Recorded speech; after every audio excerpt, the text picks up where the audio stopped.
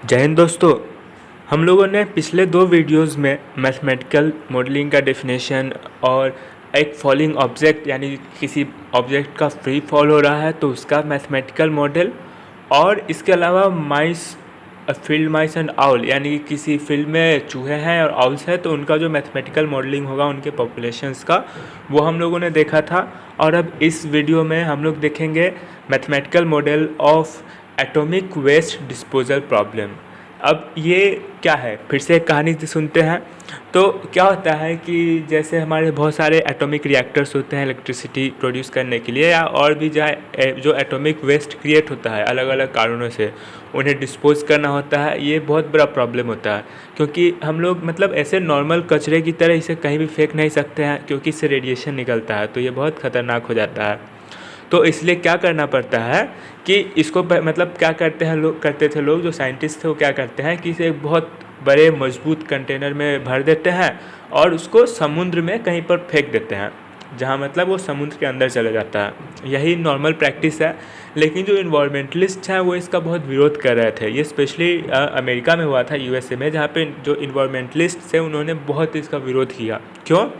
क्योंकि देखिए ये हमारा सी लेवल है, वहाँ से ये कंटेनर को उन्होंने गिराया तो क्या होगा कि जो हमारा ग्रेविटी है, ग्रेविटी के कारण कंटेनर का जो वेलोसिटी है वो बढ़ते जाएगा। उस पर ग्रेविटी के कारण फोर्स ऑफ एक्सेलरेशन लग रहा होगा जिससे कि उसका वेलोसिटी बढ़ेगा।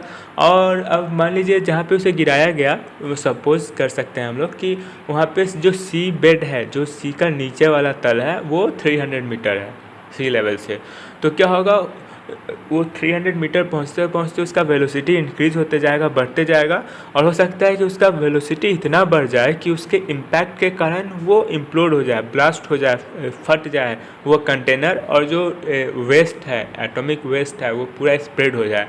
इससे क्या होगा, जो पूरा वाटर है आसपास का वो कॉन्टेमिनेटेड हो जाएगा, जिससे कि वहाँ जितने ऐसे स्पीसीज़ हैं, ऑर्गेनिजम्स हैं जो वाटर में रहते हैं, उनका जान पे खतरा होगा, आसपास के लोगों के जान पे खतरा होगा।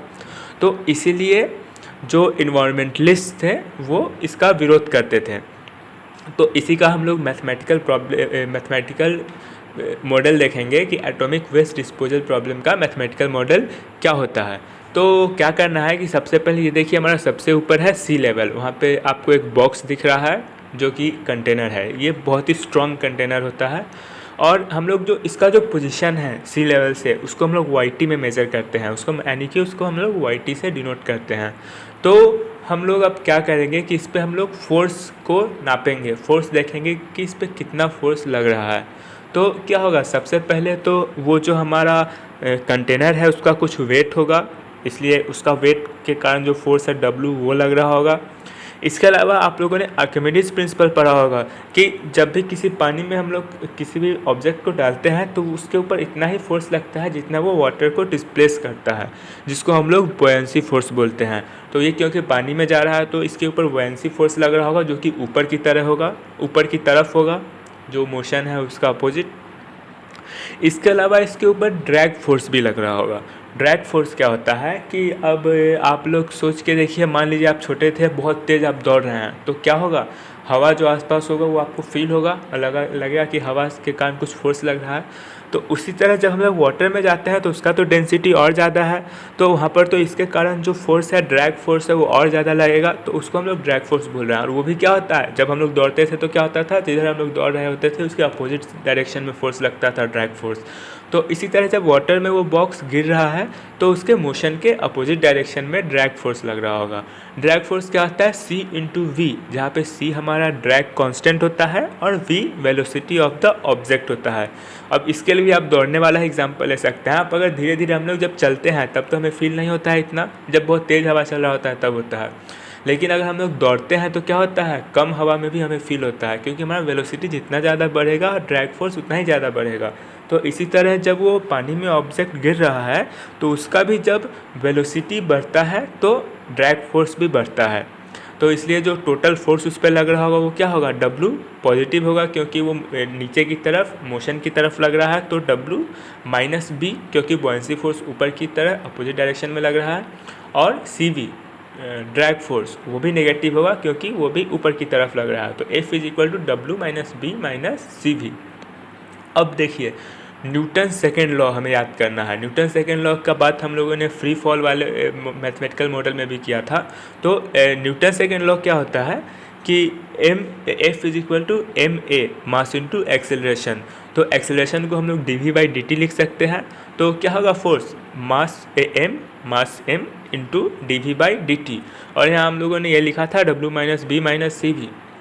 तो दोनों फोर्स के बराबर है, F के बराबर है, तो इन दोनों को इक्वेट कर देंगे तो क्या होगा M D V by D T is equal to W minus B minus C V.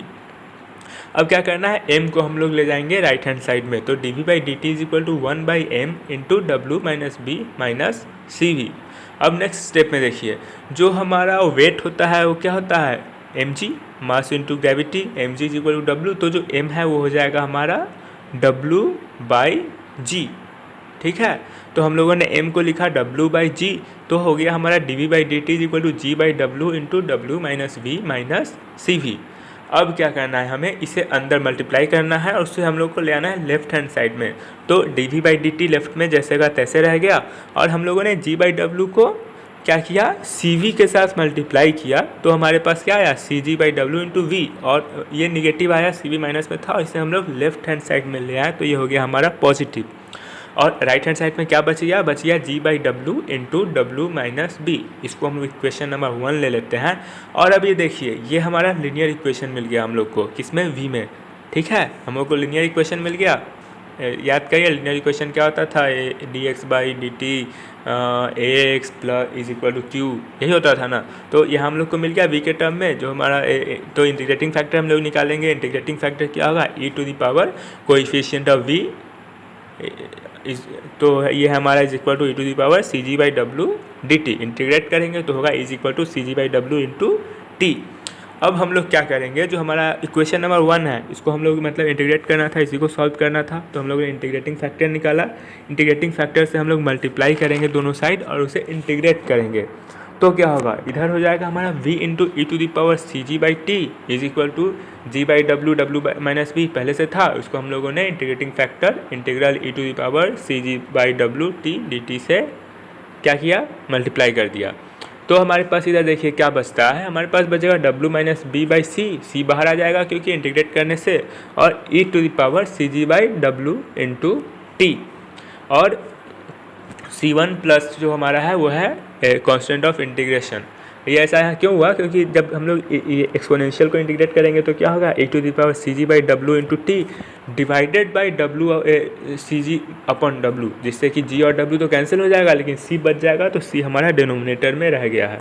अब देखिए क्या होगा, at T is equal to zero, जब टाइम जीरो होगा तब क्या होगा, वेलोसिटी भी जीरो होगा, क्योंकि उसको तो हम लोग मतलब छोड़ रहे हैं एकदम से।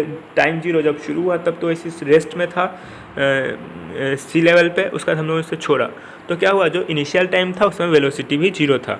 तो हम लोग इसको पुट करेंगे हमारी ये ऊपर जो हमारा इक्वेशन आया इंटीग्रेट करने से उस पर, तो क्या होगा, v is equal to zero, तो लेफ्ट हैंड साइड तो जीरो ही हो गया। और इधर e is equal to C G upon W into T, तो ये क्या, E to the power zero, तो 1। तो हमारे पास बचता क्या है, W minus B upon C plus C1, जो कि हमारा है कॉन्स्टेंट ऑफ इंटीग्रेशन। C1 को हम लोग लेफ्ट साइड में रख लिए हैं और इधर इसको ले गए राइट हैंड साइड में, तो ये क्या हो जाएगा, निगेटिव हो जाएगा, इधर पॉजिटिव था इसलिए, तो हमारा हो जाएगा negative of W minus B upon सी।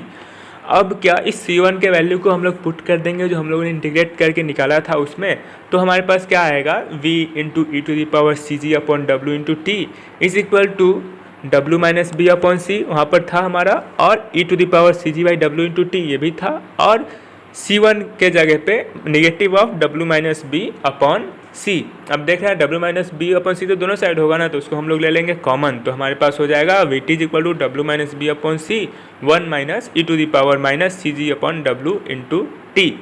ये है हमारा मैथमेटिकल मॉडल, किसके लिए, एटॉमिक वेस्ट डिस्पोजल प्रॉब्लम के लिए। ये एक बहुत ही इंपॉर्टेंट मैथमेटिकल मॉडल है, इससे एग्जाम में जनरली क्वेश्चंस आते रहते हैं। आप फिर से अगर आपको कहीं भी डाउट हो तो आप कमेंट में पूछिए, या एक बार आप वीडियो को रिवाइंड करिए, फिर से देखिए, और मुझे पूरा विश्वास है कि आपको ज़रूर समझ में आएगा। Thank you.